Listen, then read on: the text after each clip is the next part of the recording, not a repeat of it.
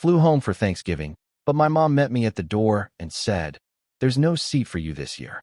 It's just family tonight." I nodded, turned around, and left without a word. An hour later, my brother texted, "Don't take it personally. You always make things awkward." That night, I transferred the final mortgage payment back into my account. By morning, group chat was exploding. I, 32M, never thought Thanksgiving would be the day my entire world shifted, but life has a way of surprising you when you least expect it. The drive home from the airport felt longer than usual. 3 years of living across the country had made these visits precious, and I'd been looking forward to Mom's stuffing and the chaos of family dinner for weeks.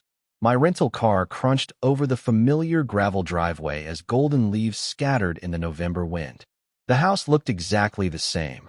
White picket fence, red brick facade, the porch swing Dad had built when I was 12 still swaying gently. I grabbed my overnight bag and bounded up the front steps, already imagining the smell of turkey and the sound of football commentary drifting from the living room. But when Mom opened the door, her face wasn't lit up with the usual warm smile. Instead, she looked uncomfortable, almost guilty. She told me there wasn't a seat for me this year. "Just family tonight," she said, her eyes unable to meet mine. The words hit me like a physical blow. I stood there for a moment, processing what she'd just said, watching her fidget with the dish towel in her hands. Behind her, I could see the dining room table set for 6 people. 6. The same number we'd always been. I nodded slowly, turned around, and walked back to my car without saying a word. My hands were shaking as I started the engine, but I kept my expression neutral. 26 years of family Thanksgivings, and apparently, I was no longer welcome. The hotel I found was one of those generic chain places near the highway. The lobby smelled like industrial carpet cleaner and disappointment. I checked in, went to my room, and sat on the edge of the bed staring at nothing. The silence was deafening after expecting a house full of laughter and conversation. An hour later, my phone buzzed. My brother had sent me a text telling me not to take it personally. "I always made things awkward anyway," he said. The casual cruelty of it made my stomach twist. Here I was, sitting alone in a hotel room on Thanksgiving, and he was worried about me making things awkward. I stared at that message for a long time, feeling something cold and hard settle in my chest. Then I opened my banking app. 3 months ago, when Mom had called crying about potentially losing the house, I hadn't hesitated. The mortgage company was threatening foreclosure after Dad's medical bills had drained their savings. I'd worked overtime, sold my car, and scraped together every penny I could find to help.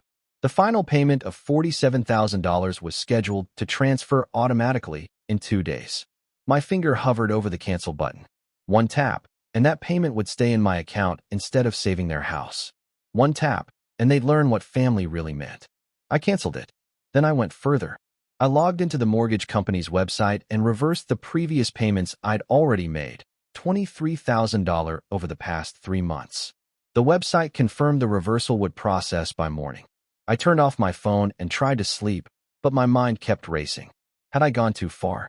The rational part of me said yes, but the hurt and anger were stronger. They'd made their choice about who was family. Now they'd live with the consequences. Update 1. I woke up to my phone exploding with notifications. 53 missed calls, dozens of texts, and the family group chat had 127 unread messages. I scrolled through them over coffee, watching the panic unfold in real time.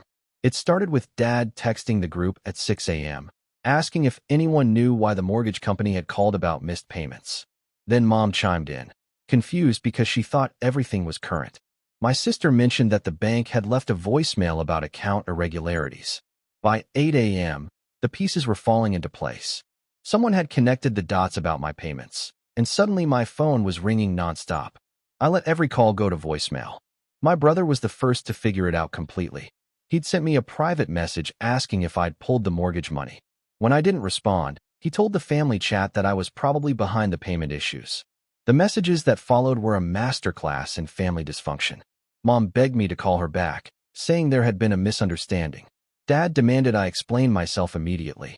My sister tried to play peacemaker, suggesting we all talk like adults. And my brother kept insisting that I was overreacting to a simple miscommunication. But the message that really caught my attention came from my uncle. He wasn't supposed to be in the family chat, but someone had added him recently. He asked why everyone was so upset about me not being at dinner when I'd been the one paying their bills. That's when the real truth started coming out. Apparently, my absence wasn't about space or awkwardness. My brother's girlfriend had made some comments about me being the family disappointment, single, childless, living far away, not contributing to family traditions. She'd convinced my brother that Thanksgiving should be about the core family and their future together. Mom and Dad had gone along with it to keep the peace. Reading those revelations in the group chat felt surreal. My own family had voted me out of Thanksgiving dinner because someone who'd been dating my brother for 8 months thought I was dead weight. I finally turned my phone back on and sent one message to the group chat. You made it clear I'm not family. I'm just treating you the same way. Then I blocked all their numbers and booked a flight home. Update 2. I thought that would be the end of it, but I was wrong. When I landed back in my city that evening, I had 17 voicemails from numbers I didn't recognize. Apparently, the family had started reaching out through mutual friends, extended relatives, even my old high school buddies they'd found on social media. The story they were telling was that I'd had a mental breakdown over a simple seating arrangement. They painted me as unstable and vindictive, someone who'd destroy his own family over hurt feelings. A few people actually bought it and called to suggest I seek therapy, but others wanted the real story. My cousin called from overseas after my aunt filled her in. She'd always suspected there was favoritism in the family, and this confirmed it. She told me that my brother had been bragging on social media for months about his girlfriend moving in and how they were planning to take over the family traditions. That's when I realized this wasn't just about Thanksgiving dinner. This had been building for a while. I started digging through old family photos and messages, looking for patterns I'd missed. The evidence was everywhere once I knew what to look for. My brother's girlfriend had been systematically inserting herself into family decisions for months. She'd convinced my parents to redecorate the guest room I always stayed in, turning it into her art studio. She'd planned my sister's baby shower without consulting anyone, then acted hurt when people questioned her choices. And she'd been pushing for changes to Christmas traditions that would center around her and my brother's relationship. I wasn't just being excluded from Thanksgiving. I was being edited out of the family entirely. The mortgage situation had given me leverage I hadn't planned on having. By Monday, I'd received a formal letter from their attorney asking me to reconsider my position. Apparently, the house was set to go into foreclosure proceedings within 30 days, and my parents couldn't qualify for emergency refinancing with their current debt-to-income ratio. I drafted a response through my own lawyer. I was willing to discuss the mortgage situation, but only under certain conditions. First, I wanted a written apology from every family member who had participated in excluding me. Second, my brother's girlfriend was not to be involved in any family decisions going forward. And third, I wanted transparency about family finances. If they expected my help, I needed to know exactly where the money was going. The conditions seemed reasonable to me, but apparently they were outrageous to my family. My brother called me selfish and manipulative. Dad said I was holding the house hostage over hurt feelings. Mom cried and said she just wanted her family back together. But none of them were willing to meet my conditions. Update 3. 2 weeks after Thanksgiving, I got a call from my sister. She was the only one I hadn't blocked completely, mostly because she had kids and I didn't want to cut off contact with my nephews entirely. She told me that my brother's girlfriend had moved out. Apparently, the stress of the mortgage situation and family drama had caused problems in their relationship.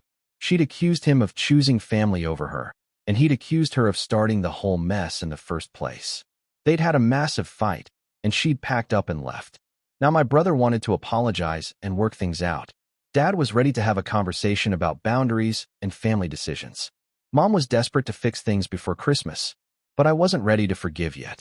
The damage wasn't just about one dinner or one girlfriend's manipulations. It was about how easily my family had been willing to cast me aside when it was convenient. How none of them had questioned the decision to exclude me until there were financial consequences. How they tried to gaslight me through mutual friends instead of taking responsibility for their choices. I told my sister I needed more time to think. The house situation was still unresolved. They had 2 weeks before foreclosure proceedings would begin. But I'd learned something important about leverage and respect in relationships. My parents called me that night. It was the first time we'd spoken directly since Thanksgiving, and the conversation was painful for everyone involved. They apologized for the dinner situation, but they also tried to minimize it. It was just a misunderstanding, they said. A poor decision made under pressure from my brother's girlfriend. But I pressed them on the details. Why hadn't anyone called to explain? Why had they let me drive 3 hours and fly across the country just to turn me away at the door?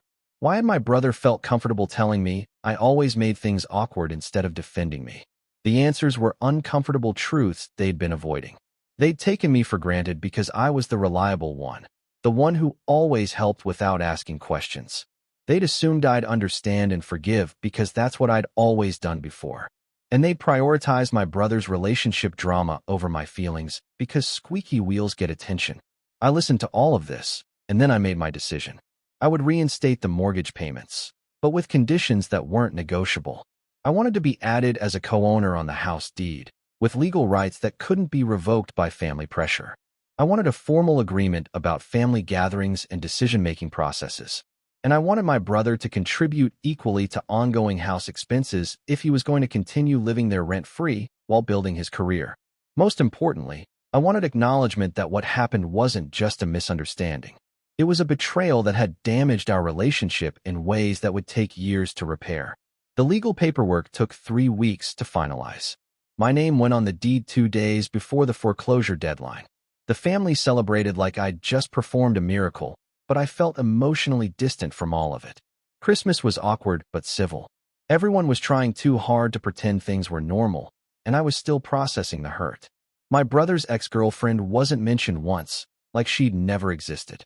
The elephant in the room was the power dynamic that had shifted. I wasn't just the family helper anymore. I was a co-owner with legal rights and financial leverage. But the strangest part was how differently everyone treated me. Suddenly, my opinions mattered in family discussions. My preferences were considered when making plans. People asked about my life and career with genuine interest instead of polite obligation. It shouldn't have taken a financial crisis to earn basic respect from my own family, but that's the reality I was living with. Now, 6 months later, things are still complicated. The house is secure, and family gatherings happen without drama. But I've learned something about unconditional love that I wish I hadn't needed to learn. Sometimes the people closest to you will hurt you the most, not because they're evil, but because they think you'll always be there no matter how they treat you. I'm still there for my family, but on different terms now. I have boundaries and expectations that didn't exist before. I have legal protections that ensure I can't be easily dismissed again.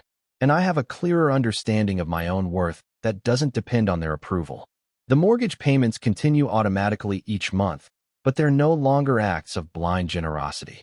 They're investments in a relationship that we're all still learning how to rebuild. Sometimes I wonder what would have happened if I'd just accepted that dinner exclusion and moved on. Would things have gradually gotten worse? Would I have eventually been phased out entirely? Or would my brother's relationship have ended anyway, making the whole conflict unnecessary? I'll never know, but I'm not sorry about the choice I made. Standing up for yourself isn't always pretty or comfortable, but it's necessary. And sometimes the people who love you need to learn that love requires respect, not just when it's convenient, but especially when it's not. The family group chat still exists, but now it's used for actual communication instead of crisis management. And every Thanksgiving since, there's been a seat at the table with my name on it, literally and figuratively. It took almost losing everything for them to remember that I was worth keeping around. I just wish it hadn't come to that.